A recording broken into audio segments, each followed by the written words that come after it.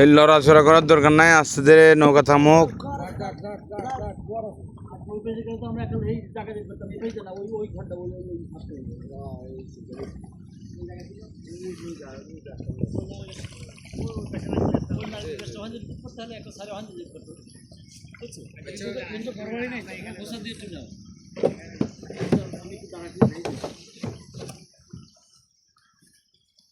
এই ঘটনা কি এখানে হয়েছিল জাহাঙ্গীর? কোনটা? এটাই? হ্যাঁ, এখান থেকে ইলেকশন নিলে হয়। আচ্ছা, বুঝতে পারছি তো, আমরা তো একই আন্ডারে এই জায়গায়। ঠিক আছে, ইয়ে করেন জালাল, কাজ শুরু করেন।